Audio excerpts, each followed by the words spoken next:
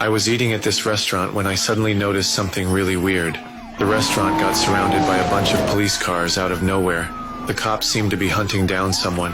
I quickly scanned the situation around me. There was just an elderly couple and 2 kids playing in the restaurant. I immediately realized these cops were here for me.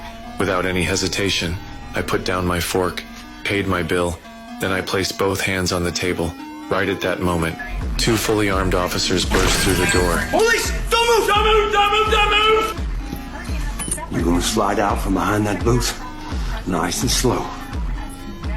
Do it now! They had no idea I was actually a retired major. I could have easily taken them out, but I chose to stay quiet. I cooperated and raised my hands. I wasn't scared of these 2 motherfuckers. I had just arrived in this unfamiliar small town. I was planning to get familiar with the place first. The cops escorted me to the police station. A female officer came over with a registration form. She wanted to ask for my personal information, but I didn't say anything. I carefully observed every detail in the police station. My behavior pissed off the fat chief. The chief was about to throw me in a holding cell. At the crucial moment, a black detective stopped the chief. This detective seemed more polite. He took me into a conference room alone. He explained why they arrested me. Last night, a brutal murder happened in town. The victim was shot twice in the back of the head with 9mm bullets at close range.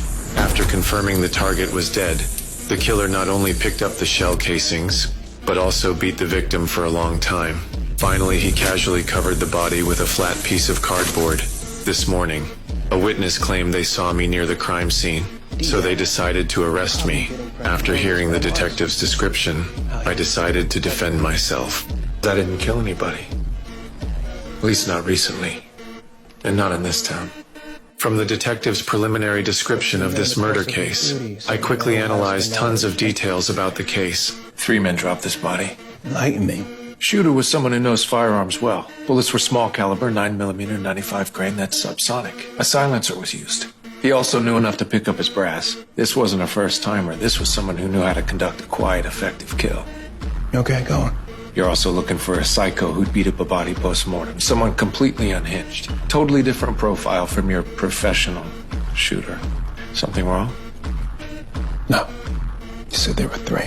Your psycho isn't suddenly going to be rational enough to know he has to hide the body, and your meticulous shooter isn't going to do a sloppy job with roadside cardboard.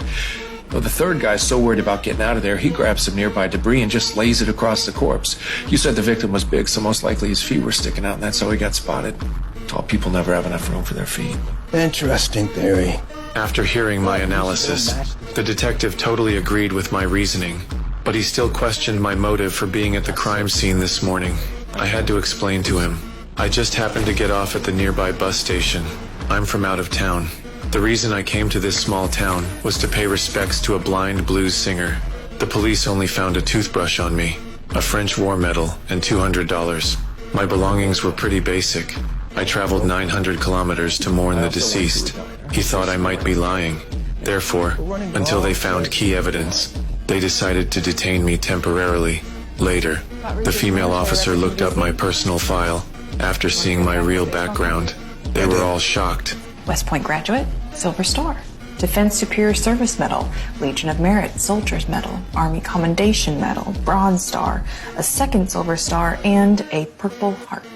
That wasn't even all of it. I had also served as military police for a while. My record during service was pretty terrifying too. You want to hear his MP numbers? No. Over 150 closed cases, all successful prosecutions, more than 20 fugitives captured. What in God's name does a guy like that doing in Margrave? What's a guy like that doing in jail? Later, the police thought I had a pretty impressive background and amazing reasoning abilities. They wanted me to help them with the autopsy. When I saw the deceased's swollen hands from rubber allergies, my heart suddenly started racing uncontrollably. Then, I didn't wait for the coroner to finish talking. I directly stated information that even the coroner didn't know. Killers must have worn some kind of polyvinyl protective suit to keep blood DNA off themselves. The victim grabbed it in the struggle, causing his fingertips to swell in a histaminic reaction. His dental work's off because he had his teeth fixed wherever he was living at the time. Broke his right arm when he was 8, had it set in Berlin. Had his tonsils taken out at 10 in Seoul. When I saw the body, my guess was right. This victim was actually my brother I hadn't seen in years. We were wrestling. I pinned him against the stove. Didn't know my mother had just turned it off. That's how my brother got this scar. Since we were kids, my brother had always been protecting me. Later, we each started working and lost touch. But in my heart, my brother was incredibly smart and excellent. He was always the brother I admired most. When I think back to that familiar yet cold body in the morgue, right now, I can no longer suppress the rage in my heart. You okay, Richard? I guess I'll find everybody responsible. And every last one of them.